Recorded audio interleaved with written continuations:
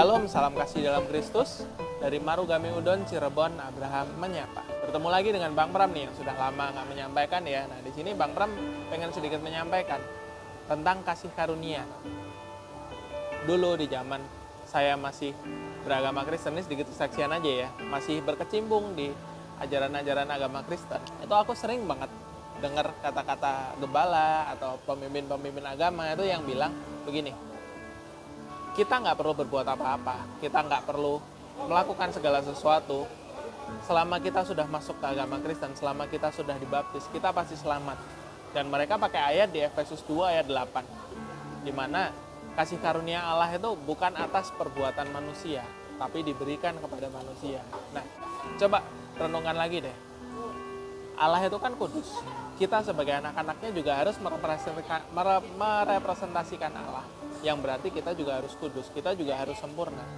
Masa kita yang mau semaunya sendiri, kita yang masih berbuat dosa, itu kita memperoleh kasih karunia itu. Makanya kita nggak bisa cuma comot dari satu ayat, kita paksakan di situ, itu kita nggak bisa. Kita harus renungkan lagi di setelah-setelahnya. Itu kalau misalkan mau merenungkan benar-benar, itu dijelaskan kok. Jadi bukan dengan demikian, kita juga harus melakukan sesuatu, kita juga harus merespon. Nah, dijelaskan lebih lanjut lagi itu, kalau misalkan mau renungan benar-benar tuh ada di Titus 3 ayat 6. Itu di situ juga dijelaskan dengan benar-benar. Bukan dari perbuatan manusia itu, maksudnya bukan karena manusia yang sudah berbuat baik. Jadi dari sananya, dari zaman perjanjian lama, manusia itu selalu berbuat dosa. Manusia itu selalu berbuat jahat di mata Allah. Nah, dari perbuatan-perbuatan manusia yang jahat itu, Tuhan tetap memberikan inisiatifnya, menurunkan Yesus ke dunia ini untuk menjadi teladan, supaya manusia bisa kembali ke rancangan Allah. Itulah kasih karunia-Nya yang ditekankan di sini ya. Jadi kasih karunia itu bukan dengan kita menjadi beragama Kristen, kita hidup semaunya sendiri, kita peroleh selamat, itu enggak. Tapi kita yang enggak layak, itu Tuhan masih mau turun ke dunia. Tuhan masih mau untuk memberikan Yesus sebagai teladan, supaya kita bisa kembali kepada rancangannya Allah yang sempurna, yaitu kita menjadi sempurna dan menjadi kudus sesuai dengan kehendak Allah yang awal ya. Bagaimana Tuhan Allah menciptakan Adam dan Hawa. Ini deh, aku kasih contoh sedikit biar bisa sedikit lebih mengerti.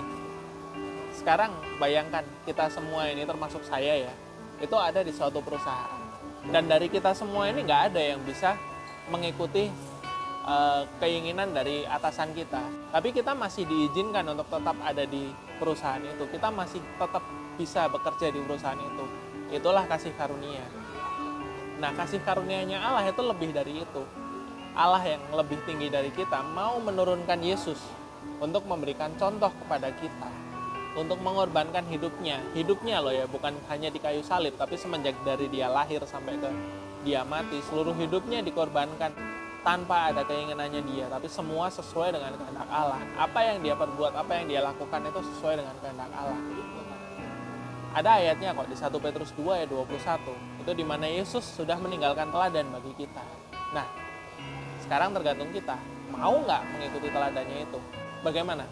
Mau nggak mengikuti teladannya Yesus di dalam hidup kita dan kembali ke dalam rancangan Allah yang sempurna, yaitu kita hidup kudus dan sempurna di mata Allah. Demikian yang ingin saya sampaikan ya di sini dalam Abraham menyapa kali ini. Tetap semangat berjuang untuk semakin serupa seperti Kristus. Shalom, Roh Kudus menyertai.